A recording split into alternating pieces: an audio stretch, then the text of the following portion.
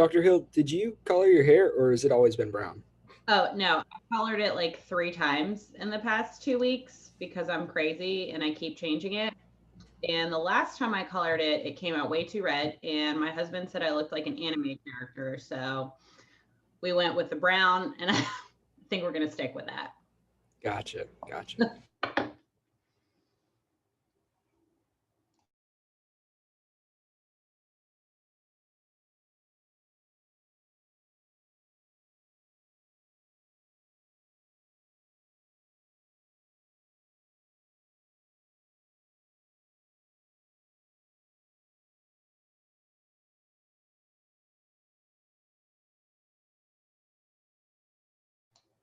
All right, so today we are talking about gang members.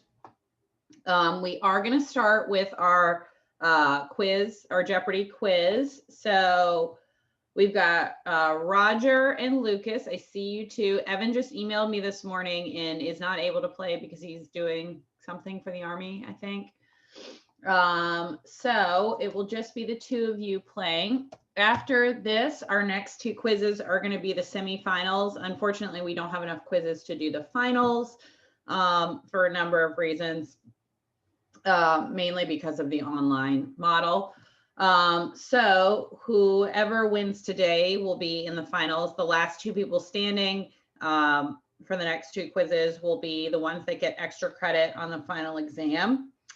So we'll have, let's see, 1, 2, 3, 4, 5, 6. So we'll have 3 people play next week and 3 people play the week after, and then that will determine who gets extra credit on the final exam. All right, so I still have not, I've only graded, I think, 1 policy brief. Sorry. I have a virtual presentation next week that's been taking up a lot of my time. So I'll work on those as quickly as I can. I will always give you the nerve-wracking option, which is to schedule a Zoom meeting with me and to watch me grade it over Zoom. So if you would like that option, I'm happy to do that. But in the past, that has not been a popular option from the students because they said it's very nerve-wracking.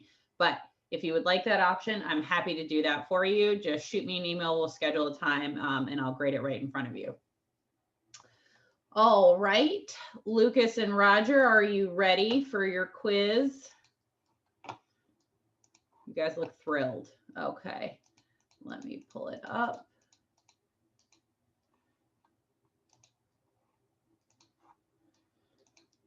All right. If you guys want to turn your mics on, whoever knows the answer, just shout it out. Okay, here we go.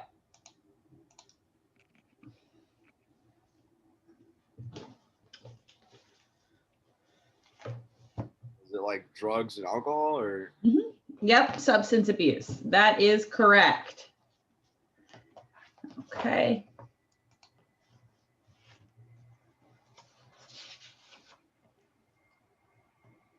True. Yep, that is correct.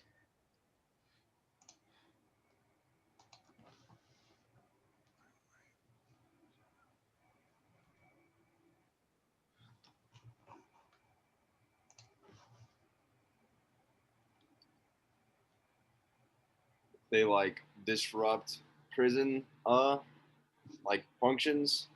Yeah, that's correct. They're disruptive inmates. Yeah, disruptive. Yes, exactly. All right, well done.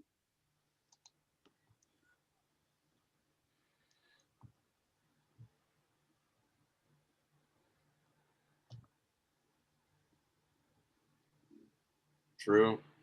Very good. And I think we know what's coming next.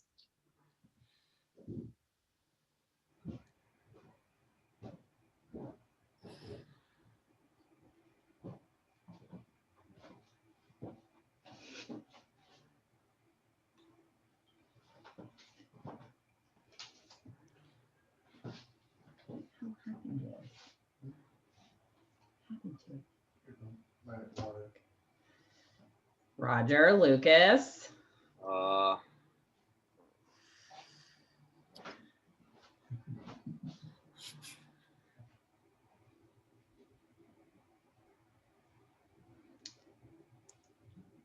We need a policy implication. ICM successful at reducing recidivism. Yeah, I'll take that. They're not amazingly successful, but they're better than nothing. The better policy implication would have been that incorporating substance abuse treatment into ICM is more effective, but I'll accept that. All right, Roger, you are the winner. You will be back for the last quiz on desistance. Okay. All right. Do we have any questions? What is my computer doing? There we go. Before we start talking about gang members. No questions? Okay. So this is a long lecture. Gang members are a real problem for a lot of people. So this lecture is split into 3 parts. We're going to talk about the police, how they deal with gang members, which is important because a lot of them are incarcerated. So we want to know how that's happening. And also there is a huge link between street gangs and prison gangs. So we kind of need to understand that together. We're also going to talk about gang members in prison and how the correctional officials deal with that. And we're also going to talk about prevention programs. We're going to discuss 2 in particular. So let's get started. All right, so let's briefly talk about gang violence. So the effect that gangs have had on crime has always been a major concern for citizens and police alike. In addition to conflicts with other gangs, gang members are involved in a disproportionate of violent and non-violent criminal activity. So for instance, researchers have found gang-related motives in more than 1/3 of the homicides in Chicago, in 50% of the homicides in Los Angeles, and in 70% of cities with 100,000 people or more. The proportion of homicides related to gangs is anywhere between 20 to 40%. So they're involved in quite a few conflicts. The other thing that's interesting to note about this is recent analyses of 15-year trends have indicated that the prevalence of gang members has not changed in 2/3 of jurisdictions. So basically, since we have been keeping track of gang-related incidents, we have not seen a significant increase or decrease in gang activity. So that sort of leads into the next thing that we're going to talk about, which is how are the police policing gang members? Because clearly whatever they're doing is not putting a huge dent in it if the prevalence of gang related incidents has not changed considerably. So even while they're incarcerated, they're responsible for anywhere from 1/4 to half of all the management problems in prison. They are more likely than non-gang members to be involved in prison violence, even after controlling for prior violence or other background factors. Whenever you include gang membership in a large regression model, that's still going to pop up as a significant predictor, even irregardless of other factors. And you can also make the argument that it's underreported. So there's probably more gang involvement than we know because a lot of times people don't want to snitch in prison, and they specifically don't want to snitch on gang members. So there's all kinds of other little crimes that are going unnoticed, or that the correctional officials can't tie back to a gang member because nobody wants to say that they were involved. So the majority of, the other thing to consider is that the majority of gang members are eventually going to be released back into the public. So we already know that 90% of prisoners come home. A lot of gang members come home too. So it's not that the gang members are the ones that are stuck in prison for the rest of their lives. A lot of them are coming home too. So trying to rehabilitate them while they're incarcerated is always something that we want to work on because a lot of them are coming home. All right, so let's talk about how the gangs are policed. And we're going to talk about the intelligence gathering and the lists that they create, because those lists that they create they communicate with the correctional institutions as well. So there's always a huge link between policing the gangs on the street and how to deal with them while they're incarcerated. So since the 1980s, more than 360 gang units have begun operating nationwide to respond to the perceived and the actual threat caused by gangs. So the main way that the gang units deal with gang members is through intelligence gathering, crime investigation, and suppression. So intelligence gathering refers to the ability of a gang unit to identify who is in what gang and what role they play in a gang. And so generally what they'll try to do is create a comprehensive list of the gang members in their jurisdiction. So a lot of times, and this is something that the gang units in prisons do as well, we'll talk about that in a minute, but what they're looking to do is to validate a gang member, right?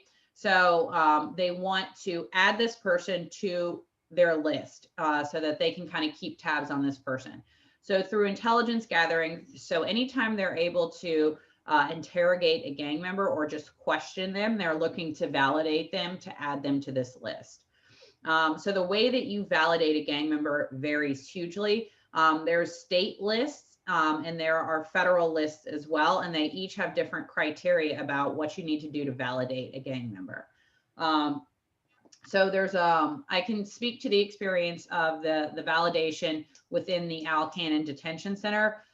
Basically, you just have to check one box. So either they have a gang-related tattoo, they were involved, they were a co-defendant in a gang-related crime, they wear gang clothing, and it really depends on the definition of a gang. We'll get to that in a minute. But basically, being able to add someone to their list to do this intelligence gathering, they have a lot of discretion about how they want on who they can add to the list.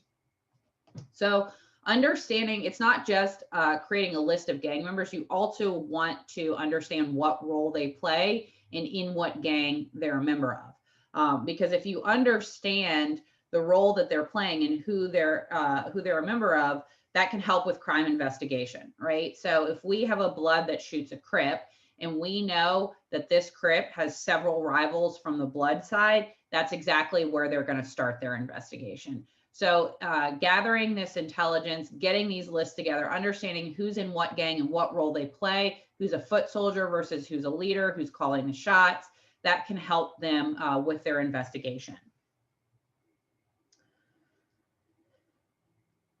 So suppression is they basically just attempt to suppress the gang members by having a constant law enforcement presence in that neighborhood.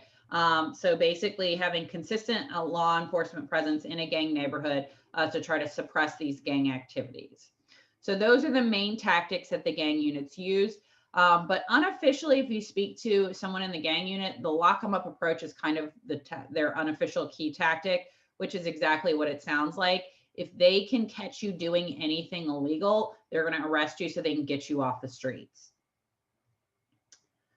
And in a minute, we're going to talk about why that's not always the greatest tactic, but mainly it's because we know that once we incarcerate them, they're still participating in gang activity. So even though they're not participating in gang activity on the street, they're doing it in the prison. And a lot of times you've got the leaders in prison who are calling the shots for what happens on the street.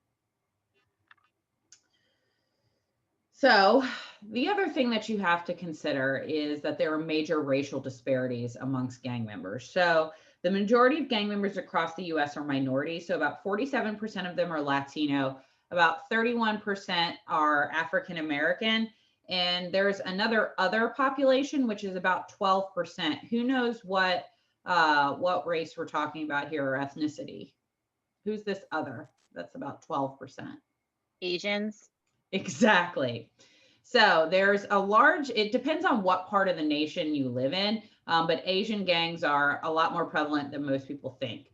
Caucasian gangs only make up about 10%. Those are going to be your, Aryan Brotherhood, your white supremacy gangs, but also your outlaw motorcycle gangs. So if you ever see, if you're reading an article about gang members and you see them referred to as OMGs, those are outlaw motorcycle gangs right there. So the other thing to think about, and thinking back to this list creation, is that it depends on the state to determine what they consider to be a gang. Each state comes up with their own definition of a gang, and they're often very neutral definitions. And this is to give law enforcement the discretion that they need to easily validate a gang member and to keep them on their list. The way law enforcement sees it, better to be safe than sorry, have this person on a list. So have you ever noticed if you've been pulled over by a police officer, they sit in their car for like 5 minutes before they approach your window? That's because they're running your tag, they're figuring out who you are, and they want to know who they're dealing with. And if you're on that list, it pops up on their screen. So most states have a very neutral definition of what a gang member is, so that law enforcement has the discretion that they need to be able to be better safe than sorry. So most states legally define a gang as 3 or more people engaged in criminal activity, either individually or collectively. So every time I give that definition, I am reminded of a story that happened to me. I think it was my first semester here. So my first semester, I was giving this lecture, and I noticed that a lot of the cadets were wearing their leave uniform, like the really uncomfortable one. The one with the zip up, the gray thing, whatever, when the salt and pepper, right?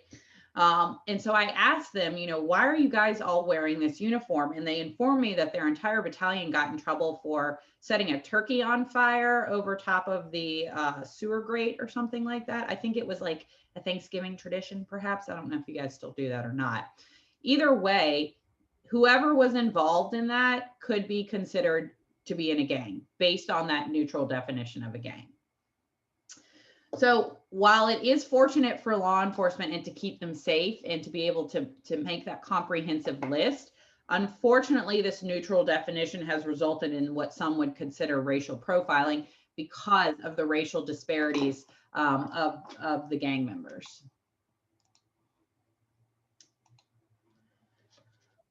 All right, so let's talk about these police tactics. So keeping in mind that we know that the prevalence of gang membership or the prevalence of gangs in crime has not changed in the last 15 to 20 years, let's talk about what sort of effect these police tactics have had on the communities. So acknowledging the racial and ethnic focus of these strategies is really important because they've created serious social consequences for the individuals involved in gangs, associated with gangs, or living near gangs. So the young people that live in these disadvantaged communities are at a high risk of experiencing either direct or indirect contact with the police because of the aggressive crime control strategies that are used in that neighborhood from the gang units. So if you talk to somebody that lives in a low income neighborhood where the gang units primarily patrol, they will constantly complain about being the routine subjects of police surveillance. And a lot of times they see it as harassment. So the other concern is that researchers have found support for something we call the ecological contamination hypothesis, which means that law enforcement officers are more likely to use high levels of force or to escalate the use of force when they're encountering a criminal suspect in a high crime neighborhood. So they're much more quick to pull their weapon out, to use hands-on techniques, to use, chemical weapons or like the OC spray, or to use a taser. They do that much more quickly in a high crime neighborhood than they would in a low crime neighborhood. So as a result of these tactics, the police have created a large division in these neighborhoods between themselves and the communities in which they serve. So this is a big deal because as soon as there's a crime that happens in a neighborhood, the first thing the cops do is start canvassing. They start knocking on doors. They start asking people on the streets, and they need their help to solve crimes. But if the entire neighborhood hates them, it makes it harder for them to do their job because nobody wants to talk to the police. So now we're going to talk about a really cool study. So this researcher, Duran, is actually a former gang member who, sorry about that. Let's go ahead and put that on silent. So Duran is a former gang member who left the gang, got his PhD, and then started doing research on gangs. And he did an ethnographic study of gang members and police gang units in 2 separate cities, one where he was a former gang member and in another city where he just had some gang connections. So an ethnographic study is a qualitative study that basically means you're going to be doing interviews, you're going to be doing observations. You are really trying to get to sort of underlying mechanisms here. So he really wanted to understand the interaction between gang members and the gang units in these high crime neighborhoods, low income neighborhoods. So he did a lot of ride-alongs with the gang unit. He did interviews with the gang unit officers. He did interviews with gang members. He did interviews with people that were just friends with gang members, but weren't actually in the gang. And he did interviews with people that lived in those neighborhoods that had absolutely nothing to do with the gangs.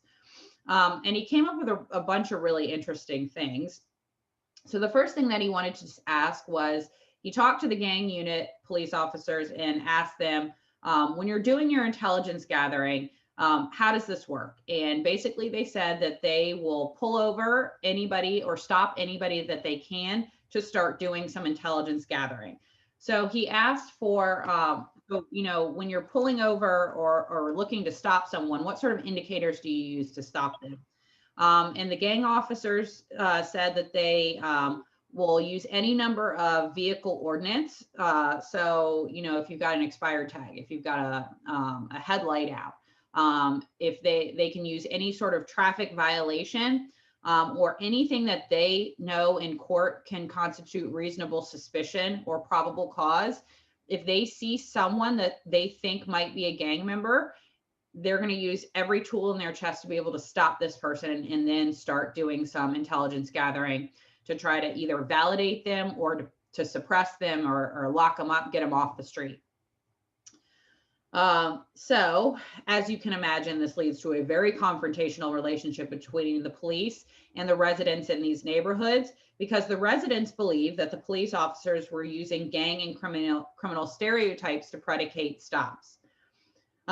So more than 95% of the individuals that were interviewed reported that they had been stopped for a variety of reasons that were not criminally predicated, and they felt that they were just being racially profiled.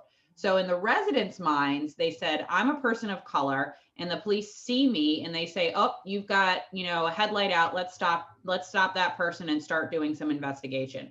Whereas if they weren't a minority, in their minds, the police would have let that go. So then when Duran asked the people that had been stopped, when a police officer stops you, what's the reason that they gave you for being stopped? And they said that the common ones, the police would say things like, people matched my description. There were reports of shots fired. It looked like I was wearing gang clothing. We had more than 3 people in a car, or we looked suspicious. So there's a huge disconnect between what the police are telling the researcher why they stopped someone and what the residents are saying the police told them when they were stopped. So the main thing that came out of this, when Duran probed them further, what these people were getting at was this sort of wide array of justifications for being stopped meant that the residents didn't know what they could do to avoid being stopped. So they said, we would love to be able to just go grocery shopping without being stopped by the police. But when you get this wide array of reasons why they stopped me, I don't know what I can do to avoid that. So once the police had stopped them, that's when the questioning would begin. And even if they're not a gang member, they're stuck, being interrogated for 20, 30 minutes, usually handcuffed while this is happening, to try to validate them or to determine if they need to be investigated for any crimes. The other thing that Duran asked when he was talking to the gang unit officers is, do you require criminal activity to be placed on this list? And the answer is no. So if they stop you just on the street corner because there were reports of shots fired and you happen to be wearing red and they see a tattoo that they think is gang related, they can add you to that list just by walking through that neighborhood. A lot of times what they'll do is look for tattoos. They'll pull their shirts up to look for chest and stomach tats. And once you're on that list, you're on that list for at least 5 years. And what happens is the police get a notification, and same thing with the people in prison. They get a notification when this person is about to be purged from the list. And a lot of times they will seek that person out to try to revalidate them to keep them on that list. Which, I mean, you could see plus and minuses for both of those, that strategy. So once you're on that list, it means that the police are going to treat you a lot differently, and they're going to look for criminal activity more so than if you were not on that list. Not only that, but if you are involved in a crime and you're on that list, a lot of states have laws that allow them to increase the punishment if you're a gang member and they think that there was a gang related motive. So where you might get, 5 years for assault, if you're on a gang list and they think it was a gang related motive, you might get 10 years. So how effective are these techniques? It would seem that most people that were stopped by the police were actually gang members, when in reality, that's not the case. Usually in most cities, gang members make up a very small percentage of the people that live in those neighborhoods. So in LA, only about 4 to 14% of the youth that are in these neighborhoods join gangs. In other cities, it's anywhere between 2 and 7%. So gang members actually make up a very small percentage of the people that live in these high crime neighborhoods. And again, we've seen that these tactics have not led to any meaningful reduction in gang violence since the inception of gang units over 3 decades ago. So basically, the conclusion of this Duran study was that aggressive policing of marginalized and oppressed communities did not eliminate crime, but rather just led to a greater division between the people that live in that neighborhood and law enforcement. Other surveys have found that these aggressive tactics make people of color feel unwelcome in public spaces and increasingly unwilling to seek assistance from the police or to help the police when they are asking for assistance trying to solve a crime. So like I said, sometimes these tactics make it harder for the police to do their job because the residents don't want to talk to them.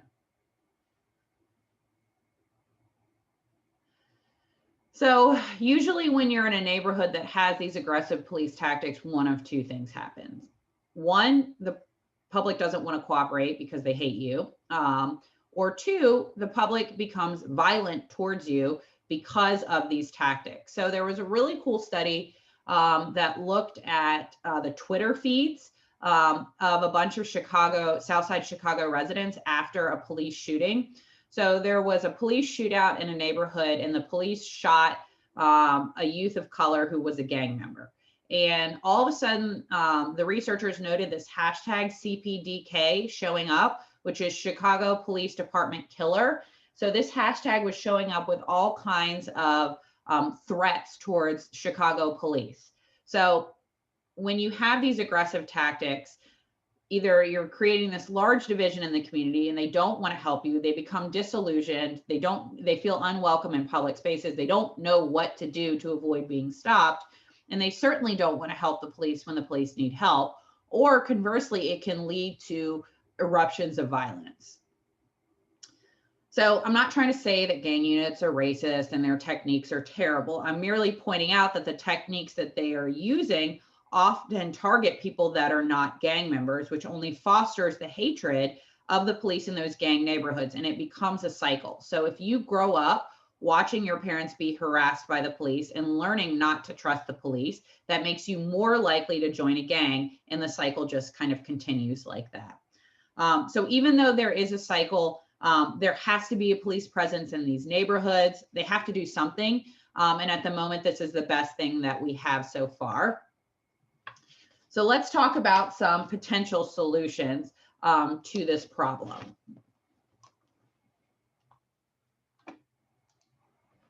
So unfortunately, there's not a whole lot of empirical research that supports the best method or best practices for responding to gangs in the streets. But since we don't have a lot of research, that means we need to do more research, right? So it needs to start by collaborating with researchers and practitioners. Historically, there's been not a great relationship between researchers and practitioners. I mean, I get it. Researchers are annoying. We are know-it-alls. We give bad news without any effective solutions. But it's really important that we work together because the police are not researchers. They're police officers. Research is not their job. And if you're not a researcher, you're going to use bad techniques. And as you saw from doing your policy brief, there's a lot of really bad research out there. So a lot of times police will use short-term data to unravel large historical problems. And they rely on things like crackdowns, arrests, surveillance, which is really just a temporary fix. That's not solving these sort of systemic problems. So this is exactly why researchers and practitioners need to partner together. So we can't expect the police to do the enforcing and the research. That's what researchers are for. So a lot of police departments understand this sort of gap that we have, and they've started hiring problem analysts in the police department. So they will hire researchers just to evaluate their techniques.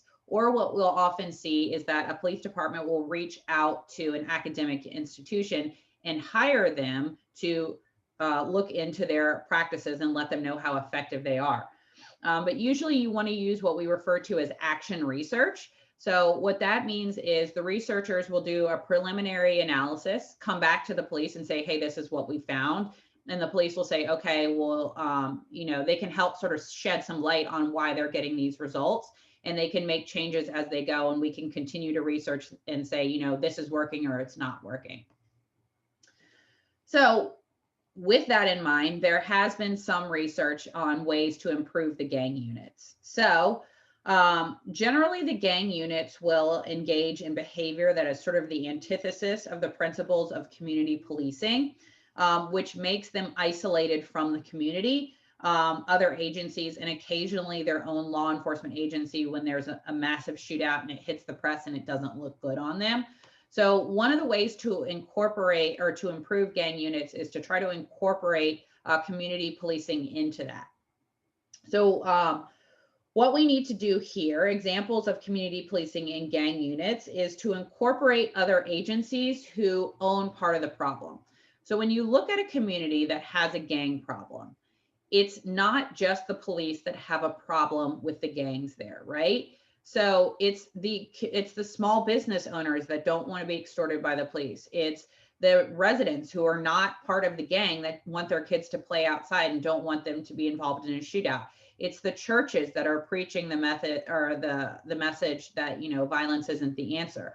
So what we need to do is to reach out to other agencies to have them work with the police to coordinate and help sort of make sure that it's not just the police that are there saying, hey, we don't want this behavior. So using schools, community groups, neighborhood associations, non-for-profit organizations, small businesses, churches, they need to be working with the police to make sure that we're all sort of effectively spreading the word that violence isn't the answer.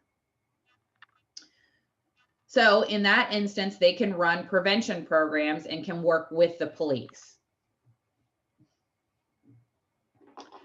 So if that's the case and, they're working with the police to do these prevention programs and they're sort of saying, we support the police in their mission and we're trying to do it in a preventative manner and not a reactive manner like the police are using by putting foots on necks.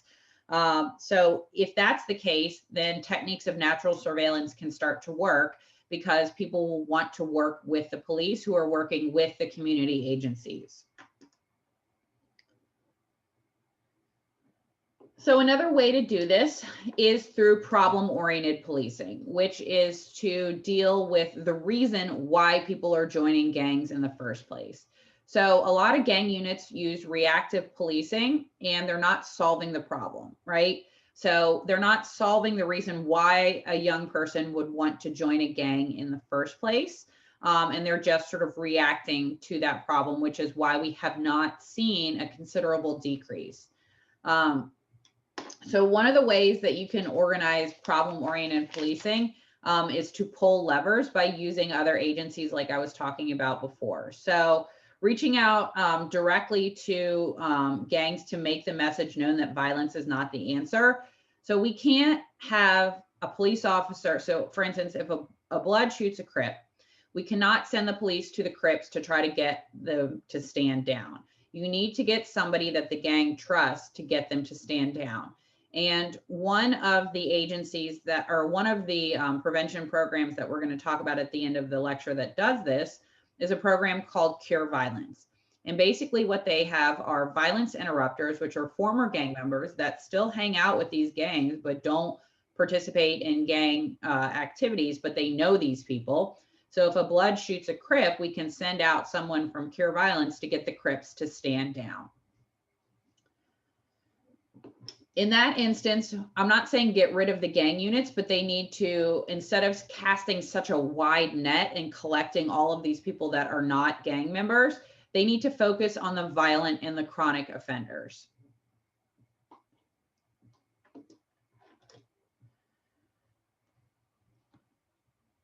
The other thing that's really important is to use strategic approaches for different gangs. So the way the hierarchical structure works really depends on the gang.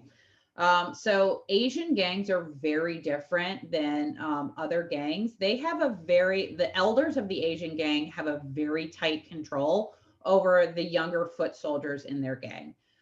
So in San Diego and Indianapolis, the gang units are doing something slightly different. So they know the Asian gangs are really big into illegal gambling and massage parlors.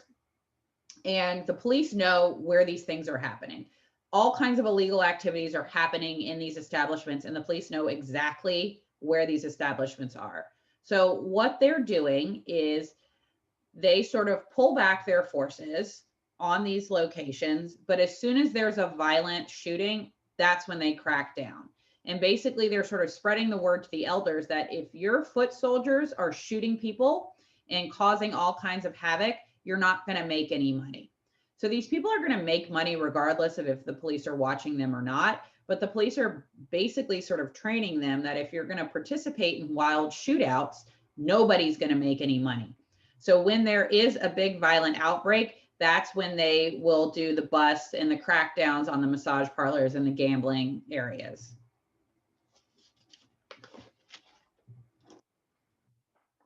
All right, questions about this before we start talking about gang violence in prison? Okay, very good. So just a side note, these solutions are not something that's going to happen overnight. I mean, we're talking about generations of people that are growing up in this environment and trying to sort of change the community and add more funding so that they get better education and have better mentorship programs. So that they aren't trying to join gangs or they aren't pushed towards gangs. This is something that's going to take several generations to solve. This is not a quick fix. All right, let's talk about techniques to reduce gang violence in prison. So part of the reason why I want to talk about the tactics on the street is because there is such a connection between the local street gangs and the prison gangs. The people that work in a prison in the gang unit, which is called the security threat group, they work really closely with the gang units on the street because it's the same people going back and forth. They're seeing the same people. So gang members are responsible for a disproportionate amount of institutional misconduct in prison. So this can range from insubordination, like just not following orders, to distribution of contraband, gambling, assault, extortion, rape, murder. They really run the gambit in the prisons. One study hypothesized that 50% of institutional disruption is perpetrated by gang members, and gang affiliated inmates are twice as likely to assault someone in the first 3 years they're incarcerated compared to inmates that are not affiliated with a gang. So the structure of a prison gang would not be complete without a correlation between the street and the prison gang. I once had a student in my intro class that was trying to write a paper on prison gangs. in his mind, there's a difference between a prison gang and a street gang, and there really isn't. It's the same gang. So when we take someone off the street from a street gang and put them in prison, they just continue exactly what they were doing. It's just like a new territory for them. And a lot of times when you lock up the leader of the gang, that person is still calling the shots on what happens in the street. So this is why the security threat groups, which are the gang unit in a prison, have to work so closely with the gang units in the street, because there really is, it's the same thing. So knowing the dynamics of the local street gang is the first step towards understanding what's happening in your institution. Common elements of gang activity include things like unity, identity, loyalty, reward. So if the prison can upset these elements and know who the structure of the gangs, they can more easily reduce gang violence in a prison. So in prison, a gang is known as a security threat group. So we have security threat groups, which are the gang units in an institutional setting. So this security threat group is it's a gang unit made of correctional officers who break up the violence. They do the cell sweeps. They have investigative officers. So if there is a violent situation that happens in a prison, and they suspect it might be gang related, they've got investigators from the STG that do the interrogations. They are also the ones that are responsible for validating lists. So my friend Lisa works in the security threat group at the Al Cannon Detention Center. And I usually have her come guest lecture, but we can't because of COVID. And she talks a lot about how she validates gang members. So I'll just have to sort of go off on the 5 years I've been having her guest lecture. I can sort of give you an overview of her job. So one of the things the first thing she does every day is go through the mail. So what you want to look for is anybody that's a validated or a suspected gang member. You want to look at their mail and you want to see who they're talking to and who's sending mail to them. A lot of times gang members will speak in code. When I was at Florida State, I was in charge of the internship program, and I used to send interns to work with a security threat group at the Department of Corrections headquarters. And one of the jobs of the interns was to go through the mail, and the gang members speak in code. It's not usually hard to break the code. So one of my interns realized she was reading the mail of the suspected leader of the Aryan Brotherhood that was in a Florida State prison. And she noticed that this guy kept telling his foot soldiers on the street to take people to church.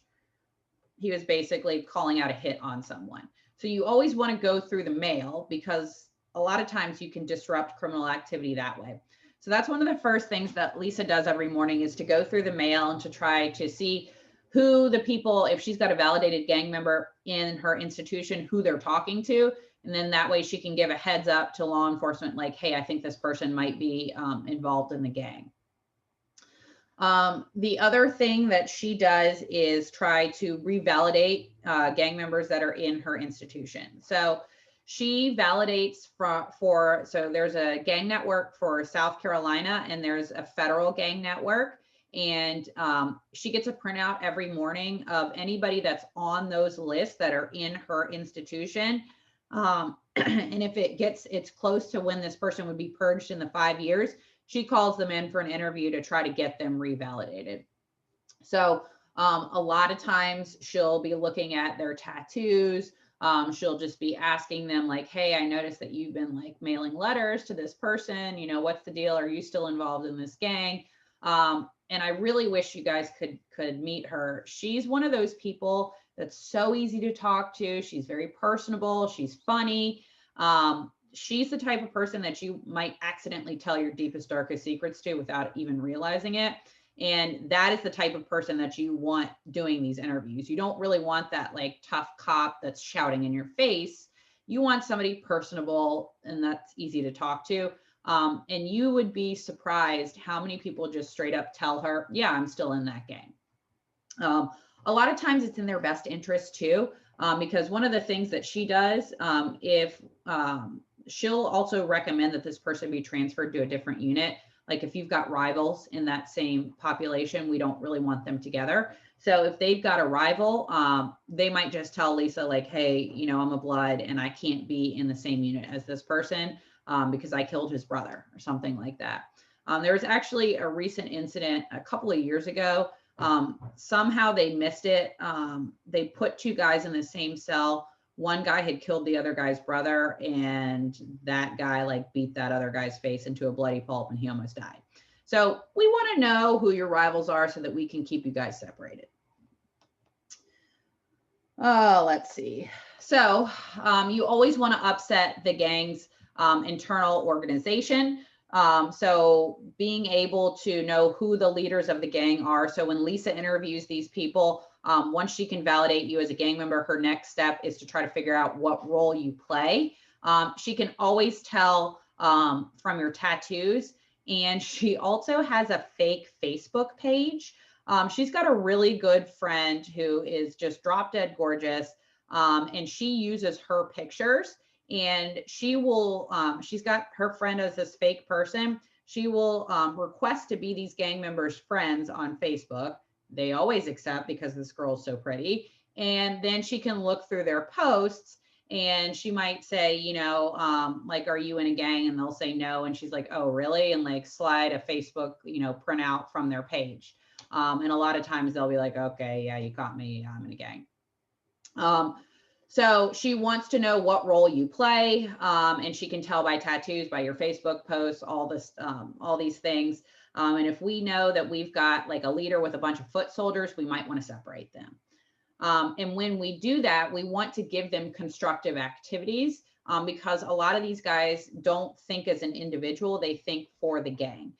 So if we can give them activities and sort of teach them to think as an individual, we're going to more likely sort of upset the gang's internal organization.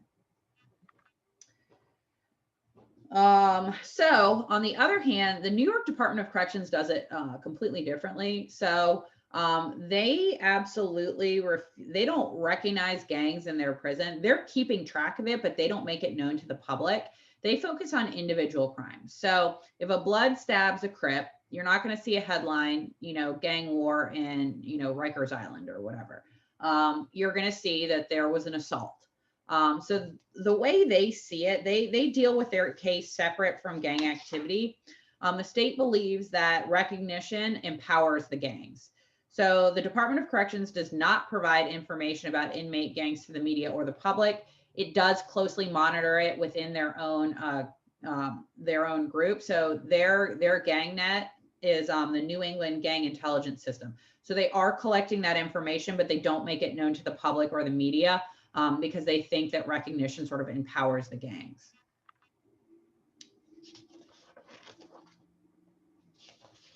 All right, we're gonna do one more slide and then call it a day. So let's talk about the specific techniques that the institutional settings use. So there's basically two of them, separation and isolation, and then trying to get them to disassociate. Unfortunately, there's not a whole lot of empirical research about either one of these. Mainly, it's just anecdotal research because if you think about it, it's pretty unethical to try to use these sort of randomized experimental design. Or, you know, you can't just tell one prison like, hey, we're going to let your gangs run rampant because we need you to be a control group. We can't really test this stuff super effectively. So we just kind of have sort of anecdotal evidence about how well these work. So separation and isolation, it can either work or it can backfire and increase gang violence. So when we talk about separation and isolation, I mean, we're separating rival gangs or we're separating the leaders from the foot soldiers. So there's a number of ways that we can use separation and isolation within these institutions. So the segregation, what we're trying to do is to separate them out, segregate them, and then sort of reward non-violent, non-gang behavior by transferring them to less restrictive environments. So a lot of times you'll start in solitary confinement, which is awful. And then as long as you're not participating in gang activities, we'll slowly transition you down to less restrictive environments. It's sort of like positive reinforcement. So we also want to keep them constructively occupied, because if not, they're just going to do things for the gang. So for instance, the behavioral management unit at the Alcannon Detention Center, which is solitary confinement, 23 hours a day, they're locked in their cell, but 1 hour a day, they get to either walk outside in a cage or sit down and write a letter. And if you don't give them things to do, the letters they're going to be writing are for gang purposes, or they're just going to be sort of doodling, drawing gang related things, or a lot of times people will write down the gang Bible, which is actually, they're not supposed to do that. So if they get caught with that, they can get in trouble from their own gang. But Lisa confiscates that stuff and shows me. She usually shows the class as well. I'm sorry, we can't see those things. But let's talk about a specific example. So Hampden County Correctional Center has a really good segregation unit for gang members. And it's a really strategic step-by-step process. So first, if they think if you're either a validated or a suspected gang member, what they'll do is put you in a solitary unit, and there's a period of strict observation, investigation, assessment, classification. So you get a lot of interviews and surveys done to try to figure out who you are, what role you play in this gang. And then after a period of incident-free behavior in the segregation unit, they move you to a less restricting segregation unit. And there you can get privileges added back a week at a time. So you might get, more than one shower a week. You might get more time out, like in your little cage that's outdoors. You might get your shampoo and conditioner back. Just like little privileges a week at a time, as long as you're behaving yourself. Then you go through a cognitive retraining program. So like I said, we want to teach this person to think as an individual and stop thinking for the gang. So this is usually used through cognitive behavioral therapy. So at the Hampden County Correctional Center, they have to go through a cognitive retraining program. Once they do that, they sign a behavior contract, and then they put them back in general population. So the behavior contract basically says, you can't do these things, otherwise you're going back to the segregation unit. So constant segregation without offering the inmate the chance to prove himself is never the goal. Otherwise, it doesn't give them any incentive to stop participating in the gang. But also from a financial standpoint, segregation is really expensive. So we really only want to use that when we absolutely need to. So you need to have caution when segregating gang members. You shouldn't just be segregating anybody and everybody. A lot of times the lower, less violent foot soldiers don't really need it. A lot of times the other thing you might get is that somebody admits right away that they're in a gang. So you don't want to take honesty and immediately apply negative consequences by putting them in a segregation unit. So if somebody comes out right away and tells Lisa they're in a gang, she's not going to immediately segregate them. She's going to sort of watch their behavior. And this person might actually turn into a confidential informant for her. So you don't want to instantly give them negative consequences for telling the truth. The other thing you want to do is make sure that they're not like just posturing and trying to seem like more of a badass than they are. All right, so that's the way these units can be helpful. On the other hand, it can backfire. Basically, you're dispersing the gang problem to more prisons or to more areas of the prison. So for instance, if you've got Bloods and Crips in one wing and you separate the Bloods and Crips into two wings, now you've got two wings that have a gang problem. Same thing with the leaders and the foot soldiers. If they're all in one wing and they're just doing their dirt all together, if you separate them out, we now have a gang problem in two units.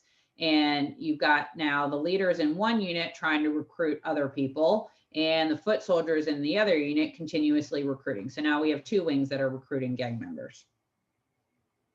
Same thing with prisons. If we've got one prison with a big gang problem and we disperse some of the members to the other prison, we've spread the violence.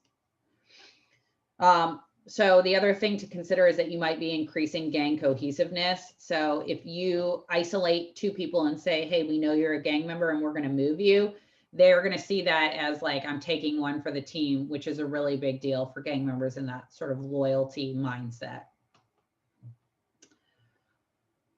So once we separate and isolate, the next strategy is to try to get them to disassociate from the gang, which is a tall order when they're all locked together.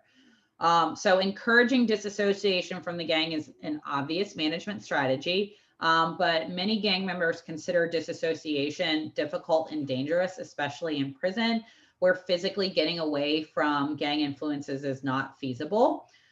So some jurisdictions have placed disassociated gang members in a separate facility, but a lot of correctional facilities don't have that option, which makes it much less likely you're going to get someone to break away from the gang. So despite the obvious difficulties, it is possible. About 1 to 5% of prison gang members were able to disassociate from their gangs. What we do know is that it works best for people that are lower in the ranks and less inclined to violence, right? So if you're a super violent leader of a gang, don't waste your breath. Like, don't waste your time. This person's not going to disassociate from the gang. What is their motive for doing so? They don't have any reason to do it. So if you want to get someone to disassociate, focus on these foot soldiers and those that are less inclined to violence. They're the ones that we're going to be able to get to disassociate. And it works best if you've got a separate facility to send them to. Again, we don't have empirical evaluations for either of the techniques. We run into ethical difficulties trying to empirically analyze this. So we just kind of have anecdotal evidence. All right, do we have any questions about gangs in prison, gangs on the street, anything like that? I wish my friend Lisa could come talk to you guys. She's a great lecturer, and she's got so much stuff to tell you. She can tell you about our local gangs, like the we have the Get Money Cowboys in this this region. They often have like the little money bags on their fingers, so you can usually tell who they are. The Gangster Disciples are big in this area. The Walterboro Boys. There's apparently a lot of gangs that come out of Walterboro. But anyway, she could tell you all about, you know, the local gangs that we have here. We have surprisingly little Bloods and Crips. It's those 3 gangs that I mentioned. Those are the big ones. And we also have a big motorcycle gang group of people here too. They all kind of reside in North Charleston. And a few months ago, maybe a year ago, Lisa actually found their new clubhouse. It's out on Spruill Avenue, I believe. If you see an all black building with security cameras around, that's the local motorcycle gangs clubhouse. I think they've also got like lightning bolts on it. That's a big symbol for them as well. But yeah, so any questions about that stuff?